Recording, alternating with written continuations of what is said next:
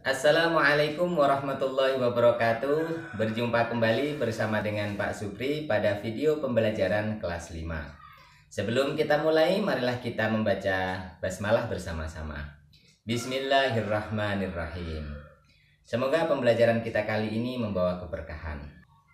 Pada video pembelajaran kita kali ini, kita akan mempelajari tema 1, subtema 2, pembelajaran kelima. Adapun yang akan kita pelajari adalah tentang jenis-jenis otot manusia dan membuat cover. Marilah kita simak kegiatan berikut ini.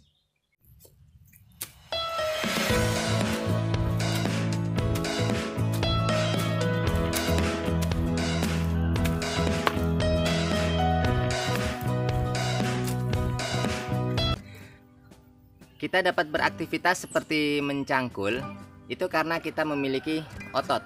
Nah, otot di dalam tubuh kita ini bermacam-macam bentuknya dan fungsinya. Kita memiliki jantung. Di dalam jantung itu ada ototnya. Kita bernafas itu juga karena ada otot. Juga termasuk kita mencerna makanan. Mencerna makanan itu mulai dari pencernaan di lambung sampai ke usus. Itu karena adanya Allah ciptakan yang namanya otot. Nah, bagaimana jenis-jenis otot itu, kemudian apa saja fungsinya? Mari kita ikuti pembelajarannya. Apakah otot itu? Otot adalah jaringan yang ada di dalam tubuh manusia berupa alat gerak aktif yang menggerakkan tulang sehingga menyebabkan suatu organisme atau individu dapat bergerak. Otot bekerja dengan cara berkontraksi dan berelaksasi. Adapun fungsi otot pada manusia, pertama, menjalankan dan melaksanakan kerja, contohnya berjalan, mengangkat, dan memegang. Kedua, menggerakkan jantung. Ketiga, mengalirkan darah yang terdiri atas zat-zat yaitu nutrisi, oksigen, dan lain-lain. Macam-macam otot ada 3, otot polos, otot lurik, dan otot jantung. Jenis otot yang pertama adalah otot polos. Otot polos adalah otot yang bekerja tanpa kesadaran kita yang dipengaruhi oleh sistem saraf tak sadar atau saraf otonom. Otot polos dibentuk oleh sel-sel yang berbentuk gelendong, di mana kedua ujungnya runcing dan mempunyai satu inti sel. Ciri-ciri otot polos: waktu kontraksi antara 3-180 detik. Bentuk dari otot polos adalah gelendong, terletak pada organ dalam, memiliki satu inti sel yang berada di tengah. Pergerakannya dari otot polos lambat dan mudah lelah, dipengaruhi oleh saraf otonom. Otot polos biasanya berada pada bagian usus, saluran peredaran darah, dan otot di saluran kemih. Tidak diperintah oleh otak atau tidak dipengaruhi oleh otak. Jenis otot yang kedua adalah otot lurik. Otot lurik adalah otot yang menempel pada rangka tubuh manusia yang digunakan dalam pergerakan. Otot lurik adalah otot yang bekerja di bawah kesadaran. Otot lurik juga dinamakan otot rangka. Mengapa? Karena menempel pada rangka. Dinamakan otot lurik karena adanya sisi gelap dan terang yang berselang-seling. Ciri-ciri otot lurik: bentuk silindris dengan garis gelap terang, melekat pada rangka, bekerja secara sadar dengan perintah otak, cepat dan mudah lelah, bentuk yang panjang dan memiliki banyak inti sel atau multisel, mempunyai pigmen mioglobin, inti sel yang berada di tepi. Yang ketiga adalah otot jantung. Otot jantung adalah otot yang bekerja secara terus-menerus tanpa istirahat atau berhenti. Otot jantung merupakan perpaduan antara otot lurik dan otot polos. Karena adanya persamaan yang ada pada otot jantung, misalnya memiliki sisi gelap terang dan inti sel yang berada di tengah. Otot jantung berfungsi dalam memompa darah ke seluruh tubuh. Otot jantung bekerja di bawah kesadaran manusia. Saraf yang mempengaruhi otot jantung adalah saraf simpatik dan parasimpatik. Ciri-ciri otot jantung. Otot jantung berbentuk silindris, memiliki percabangan.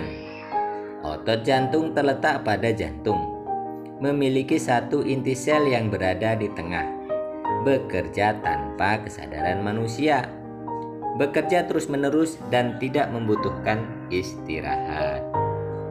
Bagaimana anak-anak? Luar biasa bukan ciptaan Tuhan itu? Masya Allah. Nah, sekarang saatnya kita menentukan ide pokok paragraf. Bacalah bacaan berikut ini. Kemudian kita latih untuk menentukan ide pokok paragrafnya di setiap paragraf. Otot manusia.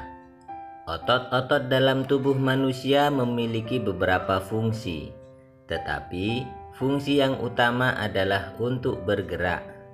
Adapun fungsi-fungsi yang lain antara lain untuk mendukung tubuh, menjaga postur tubuh, dan menjaga suhu tubuh. Semua fungsi otot tersebut dapat dilakukan apabila otot dalam keadaan sehat, tanpa terjadi gangguan atau kelainan. Ide pokok paragrafnya adalah otot-otot dalam tubuh manusia memiliki beberapa fungsi, namun fungsi yang utama adalah untuk bergerak. Kita lanjutkan ke paragraf berikutnya. Otot dalam tubuh manusia berperan dalam gerakan-gerakan yang disengaja. Gerak yang disengaja berarti dilakukan secara sadar dan membutuhkan usaha tersendiri pada tiap-tiap bagian otot. Contoh gerak yang disengaja antara lain berjalan, membungkuk, memutar, memegang, dan mengangkat. Ide pokok paragrafnya adalah otot dalam tubuh manusia berperan dalam gerakan-gerakan yang disengaja. Paragraf ketiga. Selain itu, otot dalam tubuh manusia juga berperan dalam gerakan manusia yang tidak disengaja. Gerakan manusia yang tidak disengaja adalah gerakan yang terjadi secara otomatis. Contoh gerak yang tidak disengaja antara lain pernafasan, gerak pencernaan makanan melalui sistem pencernaan, dan detak jantung. Ide pokok paragrafnya adalah selain itu, otot dalam tubuh manusia juga berperan dalam gerakan manusia yang tidak disengaja. Untuk paragraf selanjutnya, silahkan anak-anak tentukan sendiri ya ide pokok paragrafnya. Mari kita baca. Otot dalam tubuh juga berfungsi memberikan dukungan. Otot-otot dalam tubuh manusia, khususnya otot-otot pada rangka, bekerja untuk mendukung tubuh. Misalnya ketika duduk dan berdiri.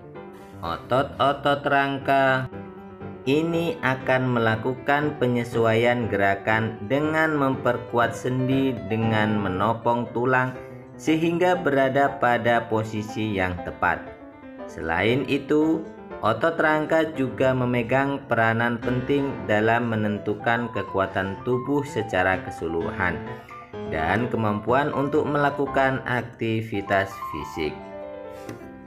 Dengan otot yang kuat, maka kesehatan tubuh kita juga akan terjaga dan kita pun akan bisa melakukan berbagai gerakan. Paragraf selanjutnya. Fungsi lain dari otot adalah untuk mempertahankan postur tubuh. Otot-otot rangka membantu manusia misalnya untuk berdiri dan mempertahankan sikap tegak. Dalam hal ini, otot-otot tersebut juga membantu menjaga keseimbangan tubuh. Paragraf selanjutnya, otot juga berperan dalam menjaga suhu tubuh secara keseluruhan. Sistem otot dapat merespon jika tubuh mengalami penurunan dan peningkatan suhu tubuh.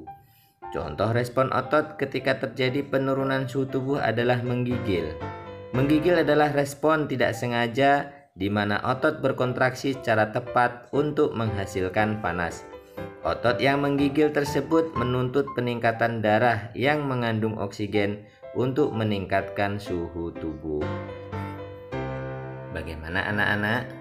Sudah bisa kan menentukan ide pokok paragrafnya? Kalau sudah bisa, sekarang kita lanjut kepada pelajaran selanjutnya, yaitu gambar cover. Perhatikan gambar cover berikut ini.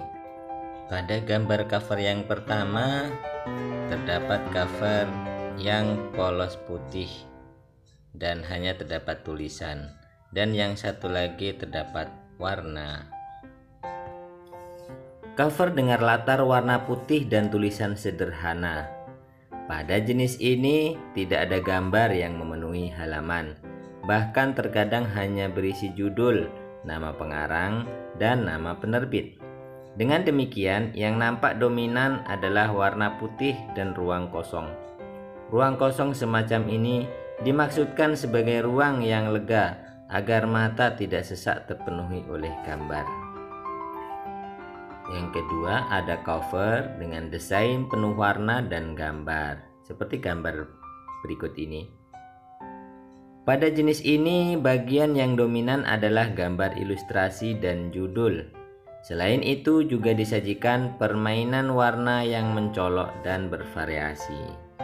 Sekarang, cobalah anak-anak membuat sebuah cover yang memperhatikan unsur-unsur seperti yang telah kita pelajari tadi. Bagaimana pembelajaran kita hari ini? Semoga bermanfaat. Bapak ucapkan terima kasih yang telah mengikuti pembelajaran kita pada kali ini. Semoga tetap semangat. Sampai jumpa lagi. Assalamualaikum warahmatullahi wabarakatuh.